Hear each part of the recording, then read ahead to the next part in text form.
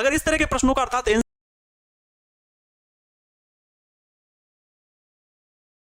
NCERT के question का भी आप सॉल्यूशन करते हो तो बच्चों आप हर तरह से प्रिपेयर हो रहे हो, चाहे वो नीट के लिए हो चाहे जेई के लिए हो। हाँ, एक बात जरूर करेंगे, कुछ बच्चे कहते जरूर हैं कि नीट मतलब जेई के लेवल का नहीं है, तो मैं उन्हें बता देना चाहता हूं इतना आसान ना नीट है और ना ही जेई है। जेई मेंस दोनों अपनी अपनी जगह पर है। कुछ क्वेश्चंस का पूछने का तरीका अलग होता है, जो कॉन्सेप्चुअल बेस्ड क्वेश्चन जो होते हैं वो नीट में ज्यादा पूछते हैं, बल्कि कैलकुलेशन बेस्ड जो क्वेश्चन होते हैं वो जेई में ज्यादा पूछते हैं। तो नीट में क्योंकि प्रश्नों की संख्या भी ज्यादा होती है, इस वजह से कॉन्सेप्चुअल क्वेश्चन भी होते हैं, तो इस वजह से सहारा मिल जाता है ना, सहारा मिल जाता है, बाकी कुछ नहीं। 45 क्वेश्चन है तो वो आपके लिए एक क्वेश्चन 4 नंबर का तो ठीक रहता है, और इसमें 30 क्वेश्चन आते हैं 25 के लिए। अब तो वो भी ऑप्शन हटा दिया, 25 क्वेश्चन है कि उतने ही बनाओ। पहले तो ये भी था मेंस में कि 30 क्वेश्चन है, फिर इतने सेलेक्ट करो, इतने बनाओ, बाकी छोड़ दो। 5 क्वेश्चन के लिए रिलैक्सेशन था, लेकिन अब नहीं है, पैटर्न चेंज होता रहता है बीच बीच में कुछ ना कुछ। तो जैसा कि जानकारी में आया है कि अब न्यू पैटर्न ऐसा होने वाला है। तो यहाँ पर बच्चों जो मैं लेवल बता रहा हूँ वो एनसीईआरटी का आपको सोल्यूशन जरूर करना चाहिए, ठीक है। तो प्रश्न नहीं बना पाए कोई बात नहीं। तो बच्चों आगे, सर जेई क्या होता है? ज्वाइंट एंट्रेंस एग्जाम होता है जो कि इंजीनियरिंग कॉलेज में दाखिले के लिए प्रवेश परीक्षा कराई जाती है एनटीए द्वारा, नेशनल टेस्टिंग एजेंसी द्वारा। तो प्यारे साथियों, आज सभी का स्वागत है इस शानदार सी क्लास में। नमस्तुभ्यम, नमस्कार, आभार, अभिनंदन आप सभी प्यारे मित्रों का, दोस्तों का। ये जानकारी थी कि न्यूमेरिकल लगाना बहुत ज्यादा जरूरी है। बच्चों कल की क्लास में मैंने कुछ क्वेश्चंस आपको होमवर्क के लिए दिए थे। डेली हम आपको होमवर्क देते ही देते हैं, ठीक है। और कुछ प्रश्नों में मैंने कल हिंट दी थी, कहा था कि भाई इसे लगा लेना, इसे लगा करके आना, है ना, और आपने हल भी किया होगा, ठीक है। मैंने एक बना लिया है, वेरी गुड। चलो आपके सामने प्रश्न है बच्चों। प्रश्न ये है कि ये प्रश्न मैंने कल कहा था कि आप लोग इसे हल करना, और बहुत सारे बच्चों ने हल भी किया होगा। मैंने हिंट दी थी, लेकिन बताना जरूरी है बच्चों। बहुत सारे बच्चों को नहीं लगेगा, 1-2 तो है नहीं, 10 लोग हो नहीं, 1000 लोग भी नहीं हो, बहुत अधिक संख्या में हो, और सबका विशेष ख्याल रखना मेरी जिम्मेदारी है। बहुत बच्चों से भावों से कनेक्टिंग होती बच्चों। अगर किसी दिन भी क्लास जब किसी अनावश्यक कारणवश बंद होती है तो बड़ा गलत होता है।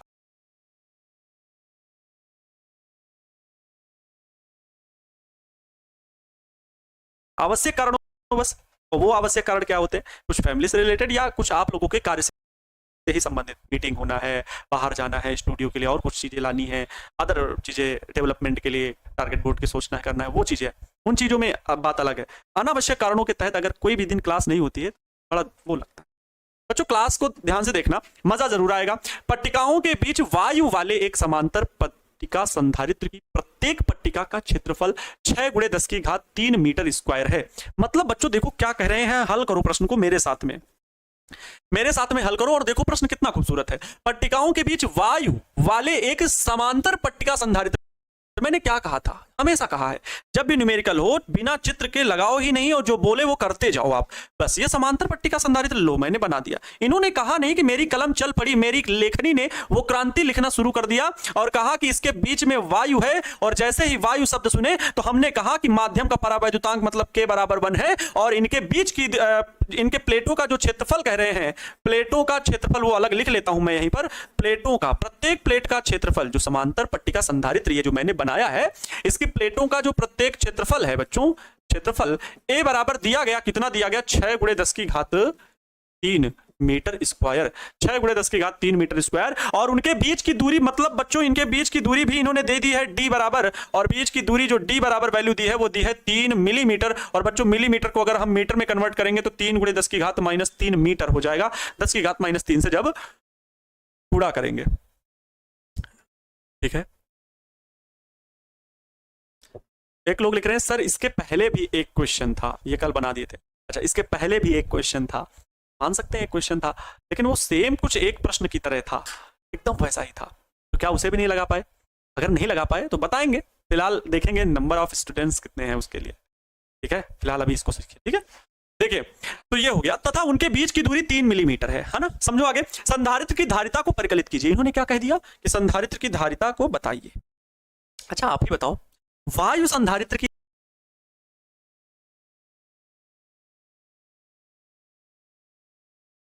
धारिता, वायु संधारित्र की धारिता, क्योंकि बीच में माध्यम क्या है, वायु संधारित्र की धारिता, बीच में माध्यम क्या है, वायु, तो इसको किससे लिखते थे, C0 से लिखते थे, है ना। आप ही बताओ सी नॉट बराबर आप क्या पढ़े हो, आप पढ़े हो ए एप्सिलॉन नॉट अपान में डी। होता तो के ए एप्सिलॉन नॉट अपान में डी सूत्र है, लेकिन के की वैल्यू वायु संधारित्र के लिए 1 है। क्या ए की वैल्यू पता है, क्या एप्सिलॉन नॉट की वैल्यू पता होती है ना, सभी को पता होता है। डी की वैल्यू क्योंकि कांस्टेंट वैल्यू है ना। चलो हल कर लो। ए की वैल्यू बच्चों दिया गया है, जो कुछ दिया गया लिख लीजिए, 6 गुणे 10 की घात 3 लिखा है मीटर स्क्वायर। इंटू में बच्चों एप्सिलॉन नॉट की वैल्यू होती है 8.85 गुणे 10 की घात में माइनस का 12 है, 12 लिख लीजिए। बटे में बच्चों डी की वैल्यू कितनी है, 3 गुणे 10 की घात -3, तो 3 गुणे 10 की घात -3 लिख लीजिए। हल कर लीजिए, बड़ा आसान हो जाएगा। देखो बच्चों 10 की घात तो -3 से ये कटेंगे, -12 तो माइनस के 9 आ जाएंगे, ठीक है। माइनस के 9, 9 3 12 होते हैं, ठीक है। ये 3 से कटेगा 6 को तो 2 बार जाएगा। चलो अब 2 का गुणा चलो 8.85 में करा लो।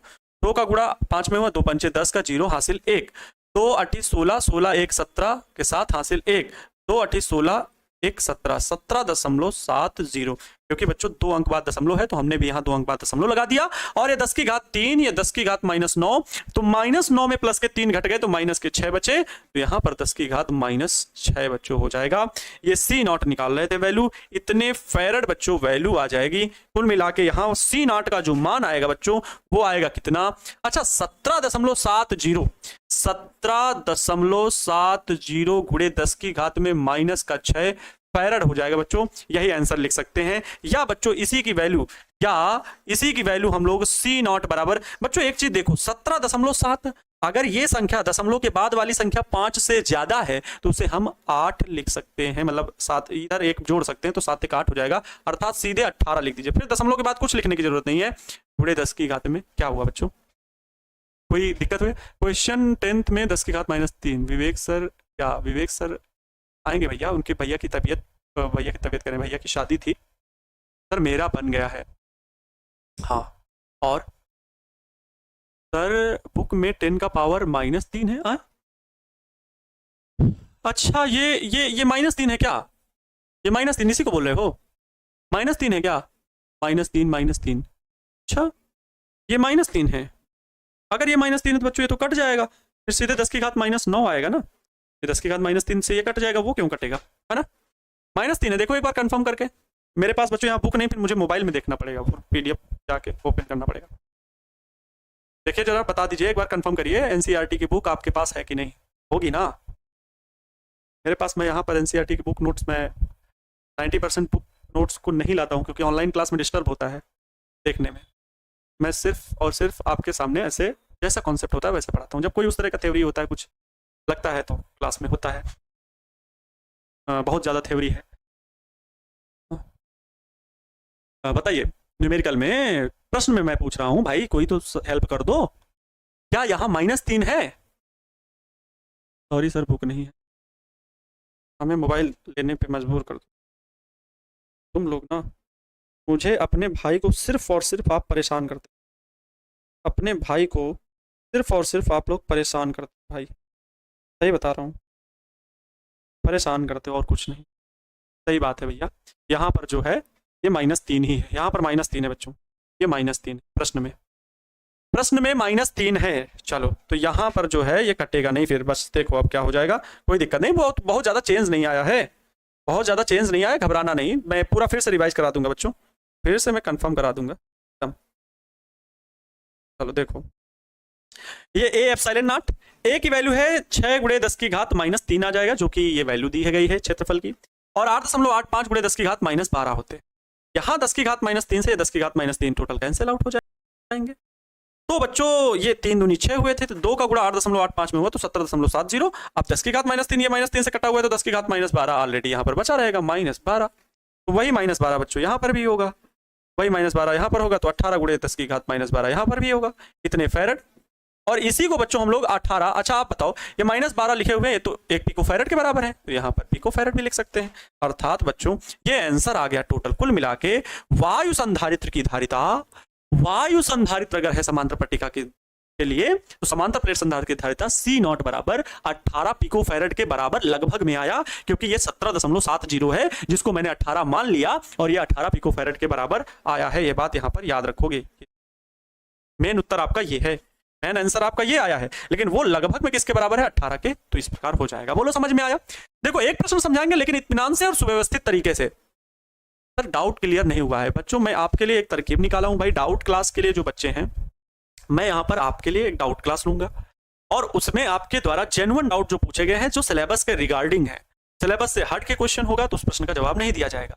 आपके द्वारा मैंने डाउट जब जब भी खोले हैं तो डाउट में लिखा होता है पीडीएफ नहीं आया, नोट्स डाउनलोड नहीं हो रहा है, ऐप में ये प्रॉब्लम है।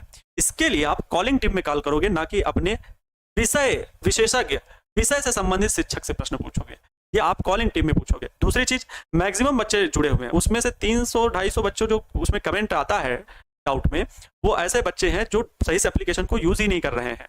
ये भी दिक्कत है, सही से चीजों को ढूंढ ही नहीं पाते हैं, फिर वो डाउट में चले जाते हैं। खैर कोई नहीं, डाउट सेक्शन इसीलिए रखा गया। हम लोग तो उन चीजों को देखते हैं तो कॉलिंग टीम में बता देते हैं। हम लोग उन चीजों को देखते हैं भाई ये चीज बच्चा कमेंट कर रहा है कि नोट्स नहीं आया है या फाइनल पीडीएफ नहीं आया है, टेस्ट नहीं अपलोड हुआ है, उस चीज को बता दें। अब उसको आप कह रहे हो कि सर डाउट क्लियर कर दो तो हम नोट्स भेज दिया जाएगा, ये चीज काम मेरा यहाँ पर बताने का आपके प्रश्नों से संबंधित है। दूसरी चीज, जैसे विद्युत विभव, एक नॉर्मल सी बात बता रहा हूँ, विद्युत विभव की परिभाषा बताइए सर। तो विद्युत विभव की परिभाषा, वहां पर टेस्टिंग के लिए नहीं गए हो कि सर मेरा मैसेज देखेंगे कि नहीं देखेंगे, सर सभी का मैसेज देखते हैं। विद्युत विभव की परिभाषा जितना लेक्चर में अच्छे से बताया गया है उतना मैं डाउट सेक्शन में जाके लिख दूंगा तो वहां नहीं समझ में आएगा। डाउट क्लास होगी वहां का, मैं जो आपका जेन्युइन क्वेश्चन है बिल्कुल आप पूछिए डाउट सेक्शन में जाके, वैसा क्वेश्चन पूछिए जो जेन्युइन है। ये नहीं कि जेई एडवांस का ला के रख दो कि सर जी है तो हम बताएंगे ही, सर का देखते हैं टेस्ट लेकर के, सर लगा देंगे लेकिन सर अपना समय अन्य बच्चों के हिसाब से खराब नहीं करेंगे। एनसीईआरटी के रिलेटेड क्वेश्चन है, रेफरेंस बुक जो कि बीएसईबी बिहार बोर्ड के लिए हो, सेकेंडरी एजुकेशन बोर्ड, उससे रिलेटेड कोई क्वेश्चन हो तो हम उसका निदान जरूर करेंगे, वो भी आपके डाउट क्लास लाइव लेक्चर में लूंगा, लाइव सोल्यूशन आपके सामने देंगे। ठीक है, तो डाउट सोल्यूशन के लिए परेशान नहीं होंगे। और बात रही सारी चीजें तो हमको भी तो देखनी पड़ती है, हमको भी मैनेजमेंट से पता है कि कहीं पर अगर कोई दिक्कत होती है तो समस्या हमें पर भी आ जाती है कि सर ऐसे भेजना है, फिर परेशानी होती है। हम खुद चाहते हैं कि आपका एक एक चीज सही चले। अब एप्लीकेशन वाले वो उनको डांट फटकार लगाई जाती है तो वो अलग फिर परेशान होते हैं, फिर भीड़े पड़े हैं, कंप्यूटर में सर्वर चल रहा है, डेवलपर लगे पड़े हैं रात भर, जब कहा जाता है तब सुनते हैं। टेक्निकल चीजें भी हैं, कुछ चीजें उनको भी समझना ही पड़ता है। सब लोग, कोई नहीं चाहता है कि हम आपको बेस्ट ना दें। अगर टेक्निकल टीम की वजह से या टेक्निकल वर्क की वजह से कोई चीज खराब हो तो उसके लिए भी दोषी हम लोग को ही होना पड़ता है, और वो हम नहीं चाहते कि कतई खराब हो। ठीक है, चलो अच्छा, बहुत देर बातें ना करो यार, बातें तुम लोग हमको करवाने लगते हो।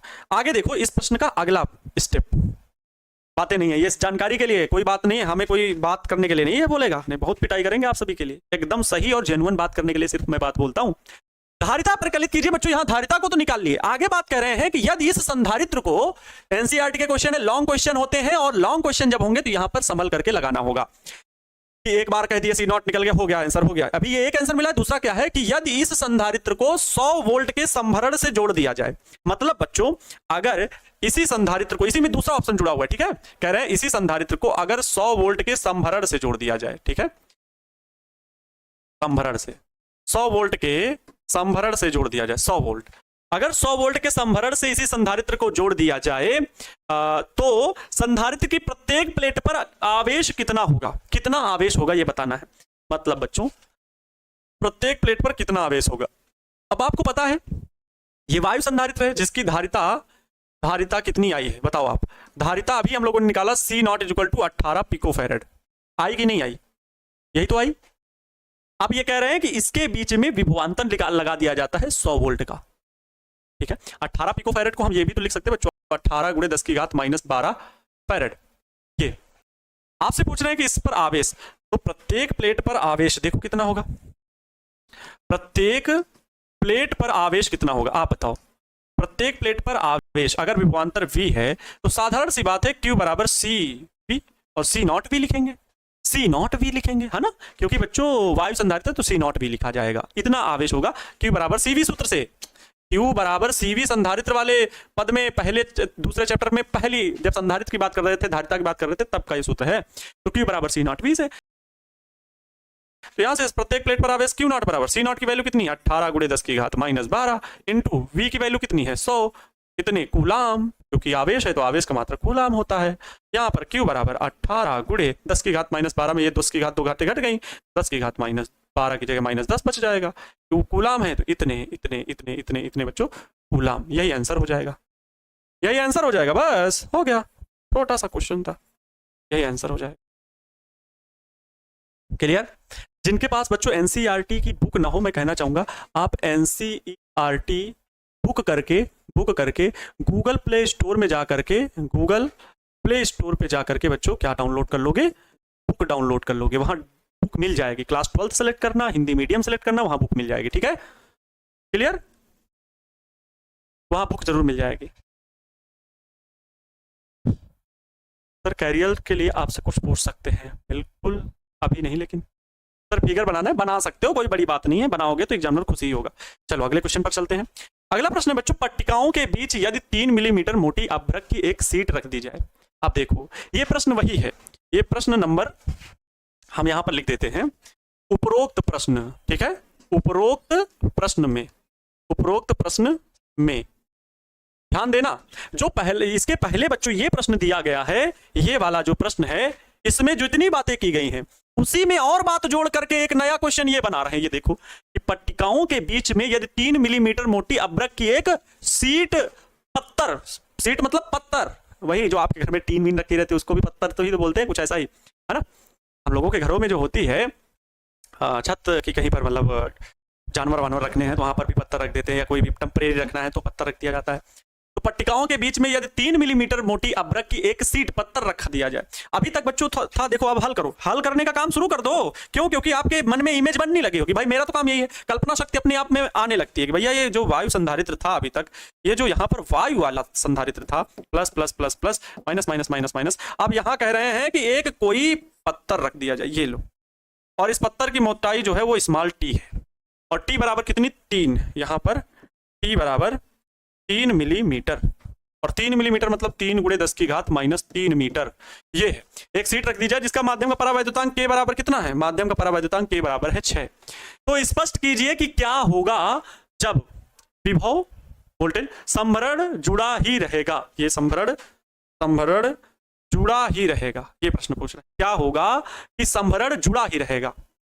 तो संभरण मतलब विभव V बराबर 100, कुल मिला के विभव V बराबर 100 वोल्ट, मतलब बच्चों इससे संभरण जुड़ा है, तो इसकी धारिता बतानी है। भाई क्या होगा अगर संभरण जुड़ा रहेगा? तो आप लोग एक सूत्र जानते हो, क्या सूत्र बच्चों? एक सूत्र पता था, C/C0 बराबर K होता है, यही था। अच्छा देखो, E बराबर K A/0/D होल/में C0, तो ये A/0/D, तो A/0D कैंसिल आउट, तो C/C0 बराबर K आया था। याद करो, समांतर प्लेट संधारित्र की धारिता जब बता रहे थे, तो C है माध्यम, कोई रखा हुआ है बीच में। अरे भैया बढ़िया बात है, T बराबर है D,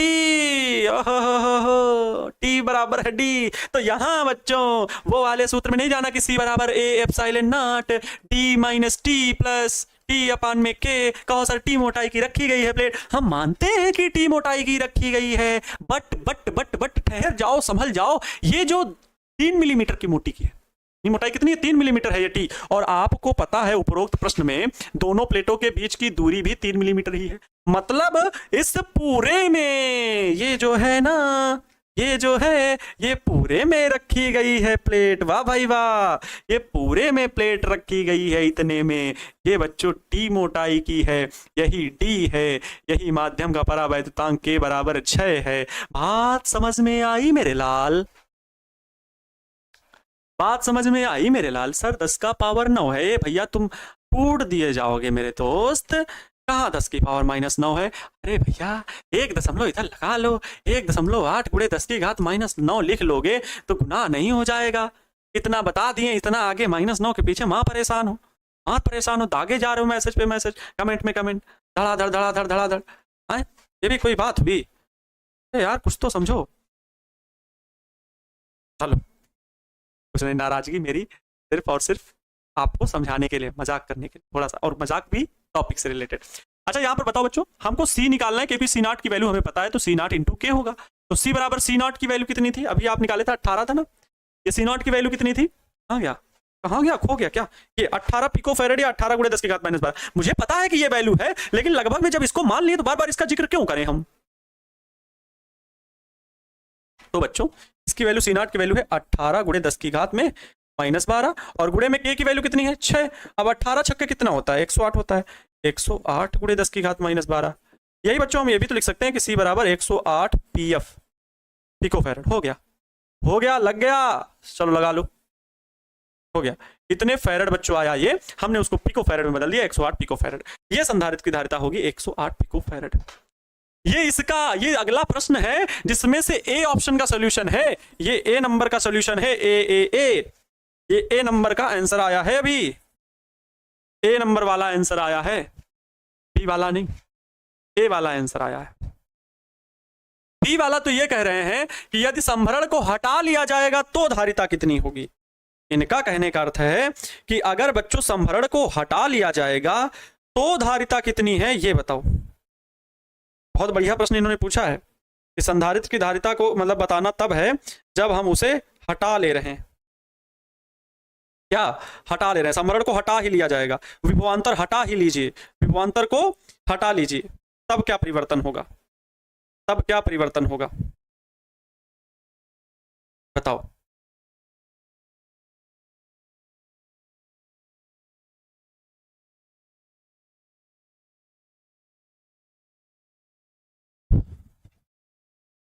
ठीक है, अब यहां पर प्लेट पे देखो, आगे चलते हैं आगे। तो यहां पर देखो बी ऑप्शन, बी ऑप्शन कह रहे हैं बच्चों, जो यहां पर संधारित्र लगा हुआ है plus plus plus plus minus minus minus minus, और यहां पर एक टी मोटाई का क्या रखा हुआ है, पदार्थ रखा हुआ है जो कि डी दूरी पर ही है, जो कि क्या है बच्चों, डी दूरी तक के लिए है, और ये के माध्यम का परावैद्युतांक है। इसके बीच में जो विभवांतर लगा हुआ है ये 100 वोल्ट का प्लस माइनस, इसको कह रहे हैं हटा दीजिए। ठीक है, संभरण हटाने पर, संभरण हटाने पर, संभरण हटाने पर अर्थात आरोपित विभव V बराबर 0, V बराबर 0 करने पर, V बराबर 0 करने पर, अगर बच्चों आरोपित विभव V बराबर 0 कर रहे हैं, इसका मतलब ये नहीं कि टोटल विभव शून्य हो गया। प्लेटों के बीच विभवांतर जो होगा, अतः प्लेटों के बीच जो विभवांतर बचेगा, प्लेटों के बीच विभवांतर जो है वो V डैश बराबर होगा, V डैश बराबर जो होगा वो V बटे के होता है भाई, के V बराबर के V डैश था, तो V डैश बराबर क्या आ जाएगा, V अपान में के, मतलब V अगर 100 वोल्ट लगा हुआ था, उसका माध्यम का परावैद्युतांक के कितना, 6 है, 6 लिखा हुआ है ना, माध्यम का परावैद्युतांक पिछले स्लाइड में कितना था, 6 से डिवाइड करेंगे तो बच्चों V डैश बराबर कितना आ जाएगा, 1696, 16 दशमलव और फिर 36 आएगा ना, 40 है, 16.66 वोल्ट, इतना विभव हो जाएगा। अब जब ये इतना विभव हो जाएगा प्यारे बच्चा पार्टी, तो हमसे पूछा गया है तब धारिता, है ना, ये तो पूछा है, संभरण हटा लिया रख दीजिए, तो स्पष्ट कीजिए कि क्या होगा जब, तो यहां पर जैसे धारिता निकाले तो इसकी भी धारिता निकालिए। तब धारिता वही C अपान में C इक्वल टू C नौ, हाँ ठीक है, C इक्वल टू, सॉरी आवेश निकालना है, C की वैल्यू तो पता है ना, C की वैल्यू तो पता है, धारिता कितना है, 18 है ना, ठीक है, तब आवेश का मान निकालना है ना, तब आवेश प्लेटों पर, प्लेटों के बीच आवेश, प्लेटों पर आवेश का मान कितना होगा, आवेश का मान Q बराबर कितना हो जाएगा, CV डैश। तो यहां पर Q बराबर C की वैल्यू कितनी, C की वैल्यू जो अभी निकाले हो यहां पर के सी नॉट करके 108 PF, 108 गुणे 10 की घात माइनस 12 F फैरड लिख लीजिए, क्योंकि ये वोल्ट में है, 16.6। इसको हल कर लीजिए, Q आवेश का मान आ जाएगा, Q डैश लिख लो, Q डैश लिख लो, इसका मान आ जाएगा, तो हल कर लो। अनुमानित मैं मान बता दे रहा हूं, मैं अनुमानित मान बच्चों बता दे रहा हूं, अनुमानित मान जो है वो मैं बता दे रहा हूं, ठीक है, अनुमानित मान मैं बता दे रहा हूं कितना होगा, लगभग 18 गुणे 10 की घात माइनस 10 ही होगा, ठीक है, 18 गुणे 10 की घात माइनस 10, क्योंकि बच्चों जो 16 V डैश की वैल्यू है वो क्या है, 100/6 है, ये काटेंगे तो 18 छक्का 108, वो काट के कितना आएगा, 18 गुणे 10 की घात माइनस का 10 कूलाम, इतना आवेश होगा, तब प्लेटों पर इतने कूलाम आवेश होगा। ये आंसर हो गया, चलो नोट कर लो, नोट कर लीजिए, क्वेश्चन थोड़ा सा लेंथी है, बड़े हैं मेरे दोस्त, ओके। चले, पानी नहीं मिलेगी स्टूडियो, कोई बात नहीं, चले आगे बढ़े। ये पिछले प्रश्न से ही रिलेटेड था। अगले प्रश्न में बढ़े, देखते हैं अगला प्रश्न क्या है। थोड़ा सा बोरिंग मत महसूस करो, अगला प्रश्न शायद थोड़ा सा अच्छा मिल जाए, और अच्छा मिल जाएगा तो ठीक लगेगा हल करने में। देखो ये प्रश्न देखो छोटा सा है, अब इसको थोड़ा सा लगा करके अच्छे से रिलैक्स हो जाओ, फिर उसको बता देंगे, एक बार फिर रिपीट करेंगे, ठीक है। क्लास को खत्म करने के बाद मैं ये जरूर कहूंगा कि कौन सा प्रश्न नहीं समझ में आया। अगला प्रश्न बच्चों देखो ये कि 12 पिको फैरेड का एक संधारित्र 50 वोल्ट की बैटरी से जुड़ा है। 12 पिको फैरेड का एक संधारित्र, मतलब दिया क्या है बच्चों, दिया क्या क्या है, दिया है संधारित्र की धारिता C बराबर 12 पिको फैरेड, ठीक है, का एक संधारित्र 50 वोल्ट बैटरी से जुड़ा है, मतलब V बराबर बच्चों कितना है 50 वोल्ट, ठीक है, बैटरी से जुड़ा है। संधारित्र में कितनी स्थिर वैद्युत ऊर्जा संचित होगी, संधारित्र में कितनी वैद्युत ऊर्जा संचित होगी, बताओ कितनी वैद्युत ऊर्जा संचित होगी, संधारित्र में कितनी स्थिर वैद्युत ऊर्जा संचित होगी। तो आप कहोगे सर स्थिर वैद्युत ऊर्जा या स्थितिज ऊर्जा, कितने लोग इसको लगा लेंगे जल्दी बताओ, मैं आज इंतजार कर रहा हूं। U बराबर 1/2 CV², जल्दी से बताओ, ये बहुत लोग लगा लेंगे, ये बहुत लोग, बहुत बच्चे लगा लेंगे, इसलिए मैं इसको टाइम दे रहा हूं आपको 10 सेकंड नहीं, 10 सेकंड इतना तो भी नहीं, 30 सेकंड का टाइम दे रहा हूं। चलो 30 सेकंड का टाइम दे रहा हूं, जल्दी से मुझे आंसर बता दो, जल्दी से मुझे आंसर बता दीजिए कि सर इसका आंसर ये होगा। बहुत छोटा सा सवाल है ये, है ना, बहुत छोटा सा सवाल है, और इसको आप लोग खुद हल करके मुझे बता सकते हो। बहुत बड़ा सवाल नहीं है, सिर्फ वर्ग करके बता देना है कि कितना आंसर आएगा, तो मेरे लिए कोई दिक्कत वाली बात नहीं है। जल्दी बताइए, 30 सेकंड का टाइम है।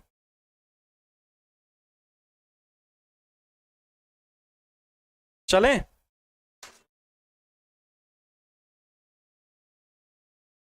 पढ़ा जाए भाई,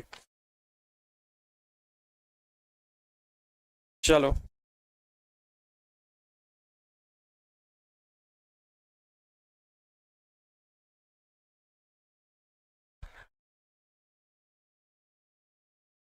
$15 लाख, कुछ भी आ रहा हूं, नहीं निकाल पा रहे हो भाई। ये तो U बराबर 1/2 C की वैल्यू कितनी 12 पिको फैरेड है, तो 10 की घात -12 से गुणा कर दो तो फैरेड में हो गया, 12 × 10 की घात -12 फैरेड में हो जाएगा।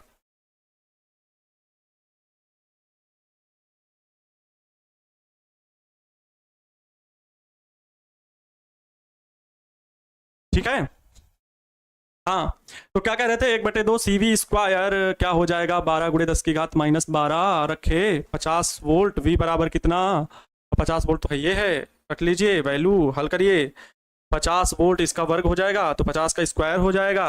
U बराबर 1/2 गुणे 12 की वैल्यू रख लो, 12 12 2 छक्के 12 हो जाएगा, तो 6 गुणे ये 2 छक्के 12 हो गया, 10 की घात -12 हो गया, गुणे 5 का वर्ग हो गया 25, और 10 का वर्ग हो गया 100।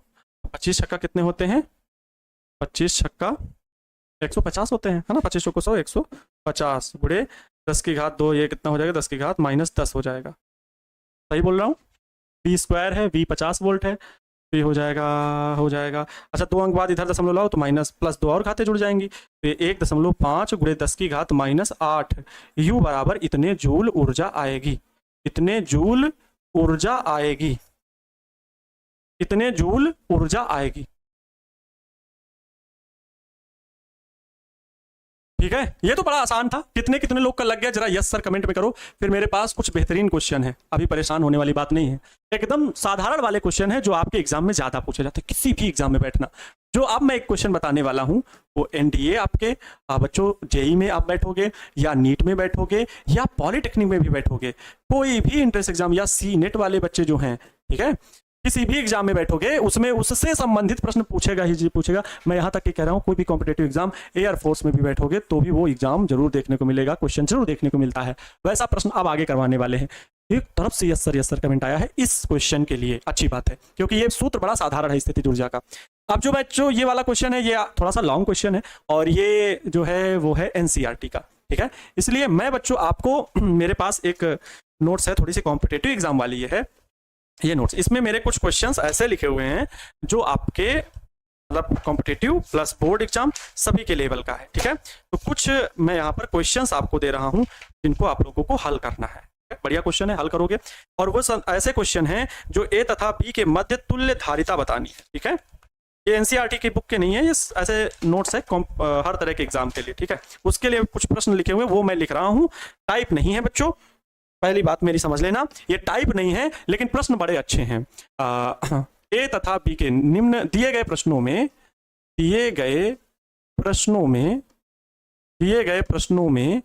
ए तथा बी के मध्य तुल्य धारिता बताइए,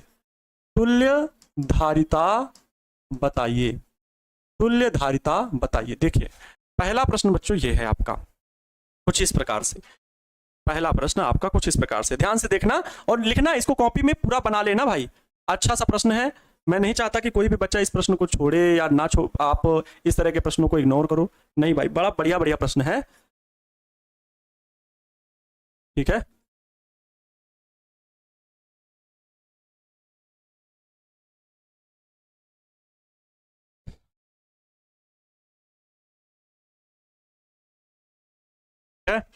ए व बी, अच्छा यहां पर दिया गया 3 microfarad, 3 microfarad, 3 microfarad, 3 microfarad, 3 microfarad, 3 microfarad, micro बोल रहे हैं तो ये चिन्ह का मतलब समझ जाना।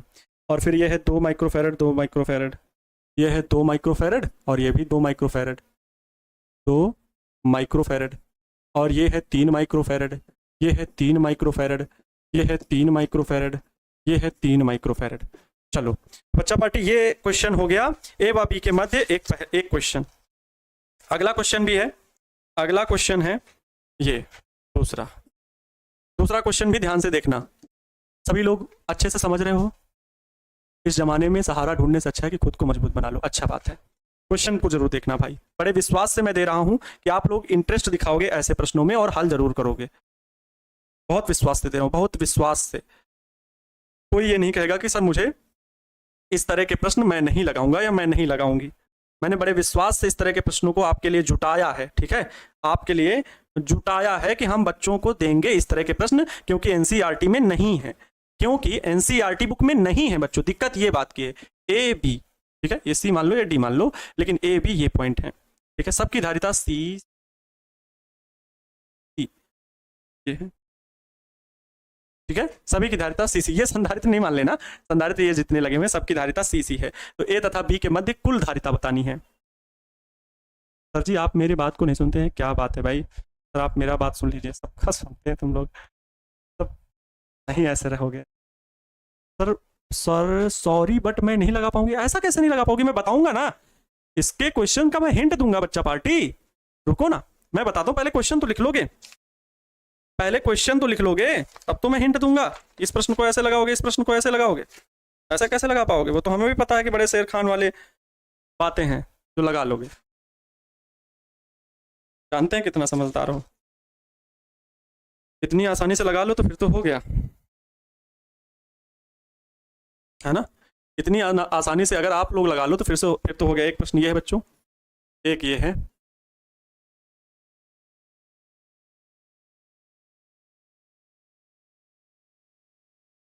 ये है ए, ये है बी, ये है 2 3 4, 2 3 4।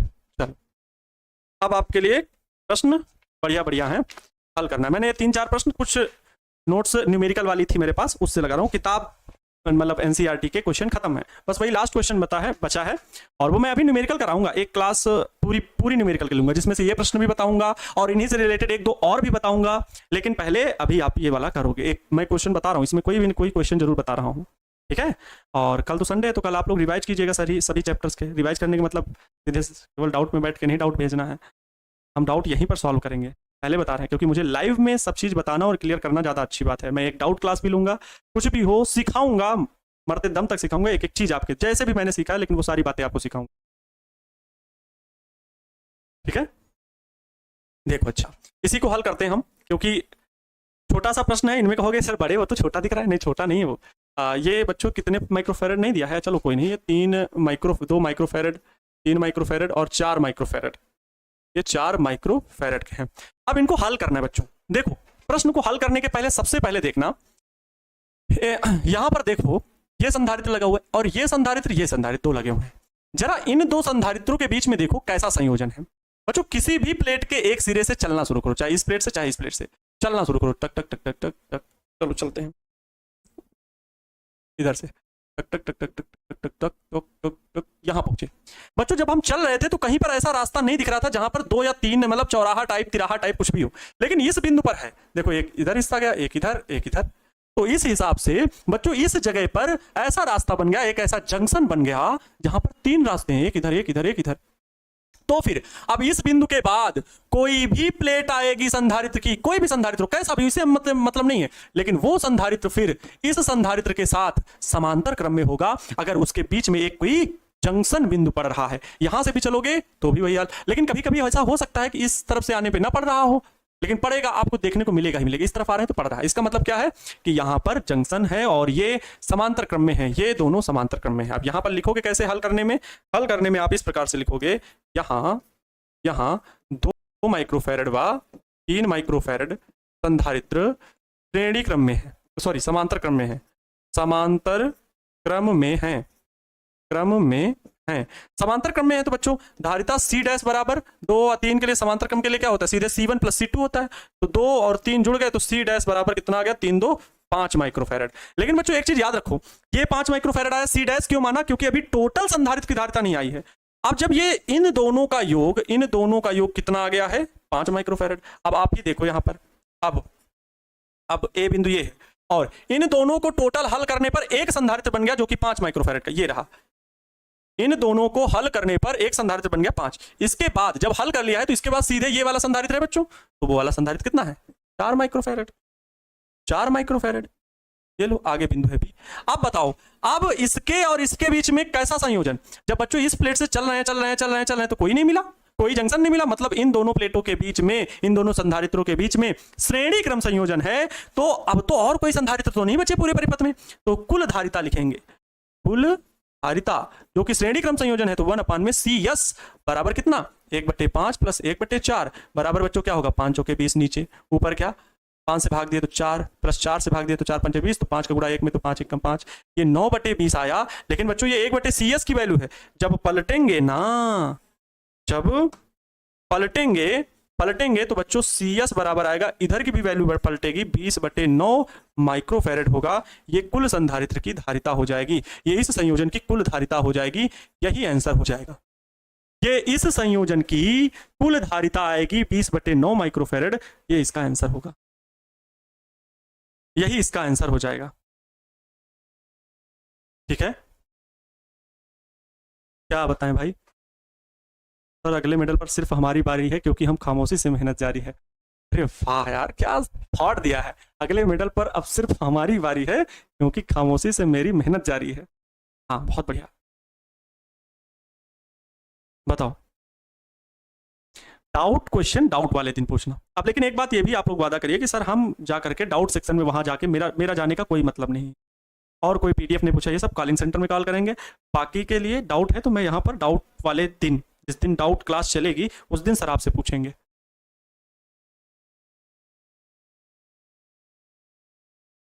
ऐसे ही सारे प्रश्न बनेंगे, ठीक है सर। कैसे सर, ये तो बहुत सिंपल है, वाह। चलो तो ये हो गया, अब इनको देखो कैसे हल करोगे, इस प्रश्न को कैसे हल करोगे बच्चों। AB जंक्शन यहां है, मैं हिंट दे रहा हूं, अब हिंट देख लो, हिंट मैं यहीं पर दे दूं, यहीं पर हिंट देखो, यहीं पर हिंट देता हूं, हिंट, ठीक है। किस प्रश्न की, पहले प्रश्न की। देखो बच्चों, पहले 1 2 3 इधर से देखो, आप 3 3 3 3 3 हल कैसे करोगे, जरूरी नहीं कि आप किसी का नाम लिखो, बार बार चित्र बस बनाते चलना। जैसे मैंने इसको हल किया पहले ये वाला, तो फिर मैंने ये चित्र बनाया, देखो वैसे ही इसको जब तीनों को हल करोगे और जब ये 3 टोटल हल हो जाएंगे, एक संधारित्र बन जाएगा। ये श्रेणी क्रम में थे तो 1/3 + 1/3 + 1/3, ये श्रेणी क्रम में ऐसे होगा ना, तो 3/3 है ना, कटेगा तो 1 आएगा। अब देखो इसको कैसे आप चित्र यहाँ पर बनाओगे, मैं छोटा सा बना रहा हूँ, एक संधारित्र लगा है, फिर यहाँ से ये एक, फिर ये फिर आगे ये यहाँ भी ऐसे ऐसे लगे हुए हैं। लेकिन देखो ये हो गया, ये हो गया। इसके बाद इन तीनों को हल करने पर केवल एक था, तो वो केवल एक ये 1 माइक्रोफैरड। अब बच्चों सुनो, अब ये एक केवल इसके साथ हल करोगे, केवल इस वाले के साथ हल करोगे, केवल इसके, इन तीनों को हल करने के बाद जो भी आएगा वो केवल इसके साथ हल करोगे, और फिर वो दोनों किसमें होंगे, वो दोनों किसमें होंगे, समांतर क्रम में, क्योंकि यहां पर मिलेगा जंक्शन। तो ये एक और ये दो समांतर क्रम में, तो दो एक जुड़ के क्या हो जाएंगे, तीन, और जब तीन हो जाएंगे तो फिर देखो ये तीन, ये तीन, ये तीन, फिर तीन तीन तीन, फिर जुड़ करके क्या होगा, एक, फिर जब एक होगा तो इस दो के साथ जोड़ेंगे तो समांतर क्रम में क्या आएगा, तीन, फिर ये तीन तीन तीन, फिर जोड़ेंगे तो तीन तीन तीन, कुल मिला के 1 माइक्रोफैरड आंसर आएगा। देखो मैंने कितनी आसानी से ओवरऑल हल करके बता दिया, दिमाग में मैंने प्रश्न को हल कर दिया है, दिमाग में। मैं एक बार आंसर भी देख लेता हूं, क्योंकि ये प्रश्न जो है वो सिर्फ न्यूमेरिकल वाले पार्ट से, हाँ 1 माइक्रोफैरड ही आंसर आ रहा है, 1 माइक्रोफैरड ही इसका आंसर आ रहा है। इसी प्रकार बच्चों हल करना है, ठीक है, समझ गए। कल मिलते हैं, कल मतलब कल संडे है, अगर कल आप लोग का रिवीजन होगा, अगर होगा तो मैं क्लास भी ले लूंगा, बाकी मतलब मेरे पास समय रहा तो, कोई ऑफिस वर्क नहीं हुआ तो, बाकी मंडे को क्लास होगी किसकी, न्यूमेरिकल की। फिर न्यूमेरिकल पढ़ना, जितने न्यूमेरिकल पढ़ सको उतने पढ़ सको। एनसीईआरटी के लगभग कवर हो गए, एक क्वेश्चन जो बच रहा है वो तो बता देंगे, बाकी ये क्वेश्चन एक्स्ट्रा है जो आपके एग्जाम में पूछे जाते हैं, ठीक है। मिलते हैं नेक्स्ट क्लास में, तब तक आप सभी लोग मन लगा करके पढ़ाई करते रहें, और हाँ जो बात बोलते हैं उसको फॉलो करना, बड़े भाई मान लो, दोस्त मान लो, गुरुजी नहीं मानते हो तो ठीक है, जो 2025 वाले करके गए हैं उनसे कई गुना ज्यादा करके दिखाना है। अगर वहां 100-150 से बच्चे अधिक 90 अंक से अधिक नंबर लेकर के आए हैं, जिसमें से 4-5 बच्चे 100 में 100 लेकर के आए हैं, 99 वालों की संख्या 10-12 है, ऐसे करके 98-97 वालों की तो और भी संख्या है। तो मैं चाहता हूं आप लोगों की संख्या, जब हम लोग रिजल्ट चेकआउट करें अपने बैच का, वरदान बैच जिसमें आप लोग पढ़ रहे हो, हर के नंबर मिले, प्लीज प्लीज प्लीज जो भी बता रहे हैं उसको फॉलो करके चलना, ठीक है। तो आज के लिए इतना ही, wish you all the best, thank you so much आपके प्यार और सपोर्ट के लिए। मिलते हैं नेक्स्ट क्लास में, तब तक आपके बड़े भाई का जय हिंद, वंदे मातरम।